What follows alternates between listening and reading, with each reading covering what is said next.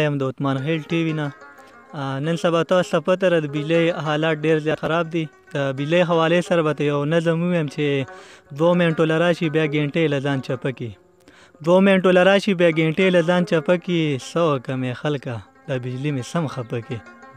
2 منټو له راشي بیا ګنټې له ځان چپه کړي. نو څه وکړمې خلکه دا بجلي مې سم خفه کړي. او زموږ په دې بجلۍ کې زموږ په دې صوبه کې بجلیګر اسیسو دي. زموږ په دې صوبه کې بجلیګر اسیسو دي. بجلي ټوله شپه نه وه، خلک ټوله دې قصو دي. سټ او ملا ګرۍ په کنځلو په خیرو دي. ماشو مې رات کړي خپې لاسونه د وړو دي. نو چې مالدار جنریټر ولګئ نو خوار غریب به څه کړي. چې مالدار جنریټر ولګئ نو خوار غریب به څه کړي. څه وکړمې خلکه دا بجلي مې سم خفه کړي. او چغې د پښتون دي پنجابیان یې پکاته دي. چغې د پښتون دي پنجابیان یې پکاته دي. وایي تاسو له بدل کې مونږ درکړي بلا وړه دي. ګرمۍ کې ټول میراث شو کلوي دي که واړه دي. او د کونډو د ایسي شور کې اوده په آرام غلی دي. د کونډو د ایسي شور کې اوده په آرام غلی دي. نو څوک نشته چې د هغله په دې ډیمونو کې غوپه کړي. څوک نشته چې د هغله په دې ډیمونو کې غوپه کړي. نو څه وکړمې خلکه دا بجلي مې سم خفه کړي. او غریبه تا د چا ویل چې د ملک پیدا کېږه. غریبه تا د چا ویل چې د ملک پیدا کېږه. دغه ستا نصیب و شپه ورځې جړېږه. چې ګرمي دې کله وشي د لړم غوندې تاوېږه.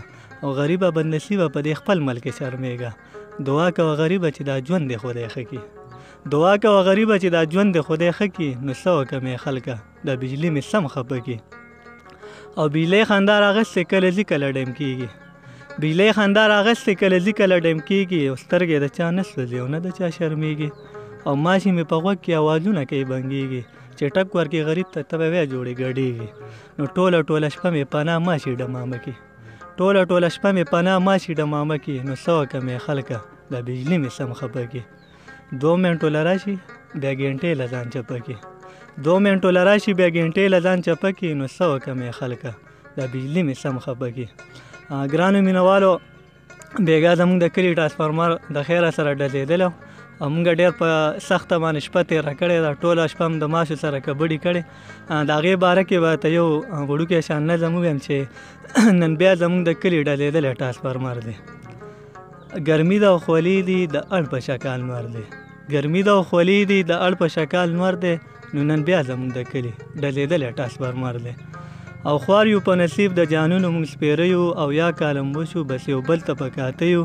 یا هم نصیب خوار دی یا د خپله کوره غلی یو. خوار یو په نصیب د جانونو موږ سپېره یو. او یا کالم وشو بس یو بل ته پکاته یو. یا هم نصیب خوار دی یا د خپله کوره غلی یو. چې په کوم جرم کې سوځو دی نه پاک الله خبر دی.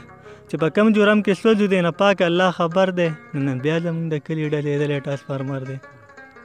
او دا څنګه به ټیک کېږي دا ټول کلي له پکار دي. دا څنګه به ټیک کېږي دا ټول کلي له پکار دي. یو څو کسان دې کلي کې په دې بس ګناهګار دي. او دا ځینې پرېږده تش د قلتو ازمریان دي.